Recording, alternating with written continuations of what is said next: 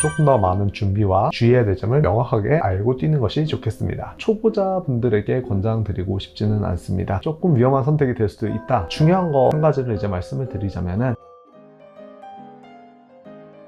요즘 들어서 이제 러닝 하시는 분들이 굉장히 많은데요. 추운 겨울에 러닝을 하는 것은 일반적으로 권장되지 않는다거나 그런 것은 아닙니다. 하지만 추운 겨울에는 추위라는 변수도 있지만 날씨에 따라서 길이 언다거나 눈이 내리거나 하면은 평상시 자신이 알던 것보다 훨씬 빠르게 본인의 체온 손실이 강해지면서 뛰는 것에 영향을 받을 수 있고 부상의 위험이 증가하기 때문에 조금 더 많은 준비와 자신이 주의해야 될 점을 명확하게 알고 뛰는 것이 좋겠습니다.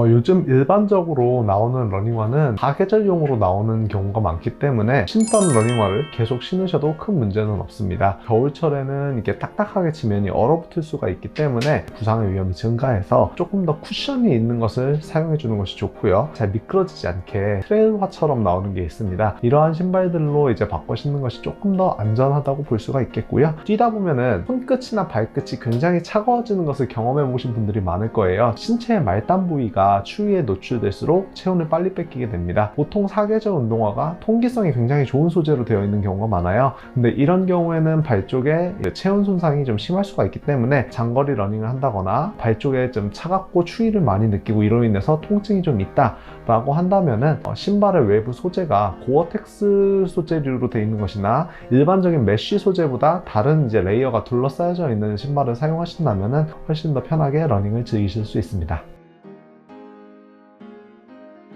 겨울철 러닝을 할 때 레이어링 방식을 좀 더 선호하게 됩니다. 뛰다 보면은 이제 체온의 변화가 이제 달라지게 마련이고 이로 인한 수분 소진이나 체온 손실도 이제 심해지는데요. 무턱대고 이제 두꺼운 옷을 입고 뛰면은 효율적이지 않다고 봐야죠. 겨울철에 산책을 할 때는 뭐 패딩을 입고 걷는다든지 이래도 별 문제가 되지 않습니다. 패딩 자체는 이제 한 겹으로 입어서 굉장히 편리하기는 하지만 체온 조절을 하는 데는 그렇게 효과적이지는 않은 형태의 옷입니다. 그렇기 때문에 최소 3단계의 레이어링을 갖추라고 저는 보통 조언을 드리는데요. 첫 번째는 땀 흡수 배출을 원활하게 하기 위한 속옷 종류를 하나를 입으시고요. 그 다음에는 이제 체온 보온을 위한 그 얇은 걸로 된 기모 같은 거 말고요. 이제 기능성 옷 같은 거 이런 거를 입으시고 그 위쪽으로는 이제 바람막이라든지 조금 더 체온을 보호할 수 있는 이런 옷들을 입으시고 환경에 맞춰서 조절을 해주시면 좀 더 원활한 러닝이 될 것 같습니다.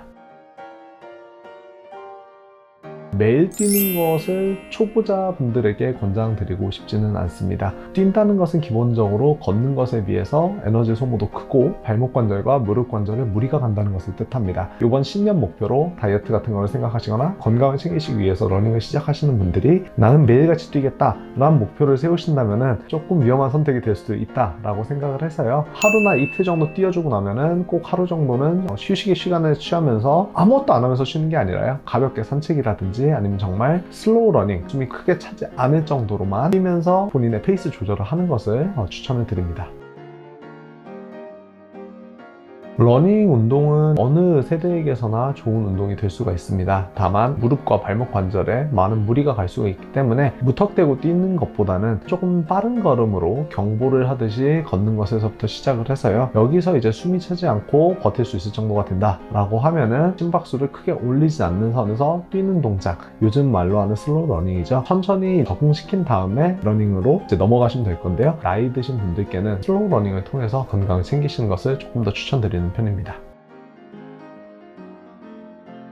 비만이거나 과체중이신 분들이 러닝을 이제 시작을 하시게 되면은 뛴다는 행위 자체가 일반적으로 걷는 것에 비해 발목과 무릎 관절, 고관절, 심하면 허리 관절에까지 굉장히 큰 부하를 주게 됩니다. 절대로 너무 욕심 부리지 말고요. 경보로 걷는 거 자체는 뛰는 거에 비해서 발목이라든지 무릎 관절에 무리가 덜 가기 때문에 아프지 않은 방향으로 먼저 시작을 하는 것이 좋고요. BMI가 35 넘어가고 이렇게 정말 초고 비만도이신 분들 같은 경우에는 걷는 행위 자체만으로도 무릎이나 발목에 무리가 많이 갈 수가 있습니다. 그렇기 때문에 초기에 이제 체중을 줄이기 위한 운동으로서는 체중의 부하가 좀 적게 가는 운동, 수영이라든지 자전거 타는 거라든지 이런 것을 한두 달 동안 꾸준히, 길게는 6개월 이상 꾸준히 하면서 어느 정도 체중을 감량한 후에 경보라든지 러닝이라든지 넘어가시는 것을 추천드립니다. 야외 러닝하고 러닝머신에서의 러닝 둘 다의 장단점이 각각이 있는데요. 러닝머신과 같은 경우에는 안전장치가 좀 더 잘 되어 있고 러닝 패드 자체가 균질하게 푹신한 노면을 제공해 주기 때문에 발목이라든지 무릎에 전반적으로는 무리가 덜 되는 편입니다. 속도라든지 거리라든지 본인이 원하는 대로 좀 더 조절을 할 수 있는 점이 장점이라고 볼 수가 있겠고, 갑자기 눈이 온다거나 비가 온다거나 아니면 추워진다거나 너무 덥다거나 외부의 환경 요인에 의한 위험도, 탈수라든지 열사병이라든지 동상이라든지 이런 것들을 낮춰주는데 굉장히 많은 도움을 줍니다. 야외 러닝은 환경 변수도 많고 다른 여러 영향을 미치는 요인들이 있는데요. 야외 러닝에서는 오히려 이런 것들이 뛰는 동기를 좀 더 자극을 해주고 실내 러닝에서는 느낄 수 없는 역동적인 감각을 제공을 하게 됩니다. 칼로리 소모도 일반적으로 실내에서 뛰는 것보다 동거리를 뛰었을 때, 동일 속력으로 뛰었을 때 좀 더 높은 편이라서요. 운동 효과에는 야외 러닝이 좀 더 좋다고 볼 수가 있겠습니다. 하지만 단점으로는 교통 상황이라든지 이런 거에 의해서 본인이 의도하지 않게 조절되지 않는 상황이 올 수가 있고요. 환경 요인 이런 것들로 인해서 부상의 위험이라든지 건강에 대한 리스크가 조금 더 증가할 수 있는 편입니다. 실내 러닝의 단점으로는 심심하다 라는 거죠. 하지만 이번 겨울에 처음 시작하신다 라고 하면은 실내 러닝을 먼저 시작을 하시되 부상의 위험이 크게 없는 날은 야외에서 뛰는 것을 권장을 드립니다.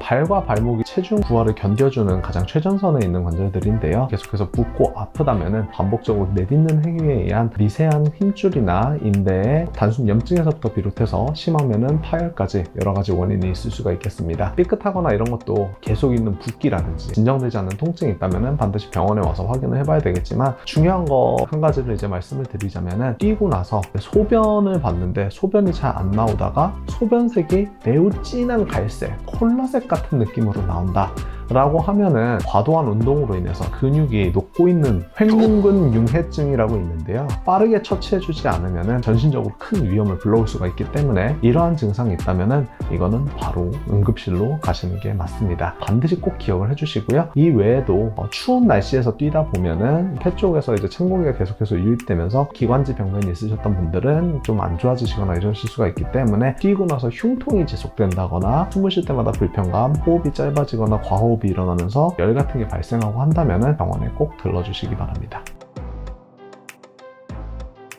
신년 목표로 러닝을 시작하시는 분들도 굉장히 많을 건데요. 러닝이라는 행위 자체는 내 스스로의 건강을 챙기기 위해서 하는 일입니다. 러닝을 이제 다른 사람과의 경쟁으로 이제 인식하고 하시는 분들도 있고, 그거에 따라 재미를 느끼시는 분들도 있겠지만, 특히나 이제 처음 시작하시는 분들이라면은 내 친구가, 직장 동료가, 가족이 얼마 만에 뛴다더라, 나도 그만큼은 뛸 수 있지 않을까 라는 생각을 가지고 무리를 하시다가는 뛰기 시작한 후 얼마 지나지 않아 부상을 입으시면서 몇 개월간 제대로 된 일상생활을 즐기지 못하는 경우도 있습니다. 천천히 그리고 낮은 강도로 몸에 무리가 되지 않는 선에서부터 시작하시는 것을 꼭 권장드리겠습니다.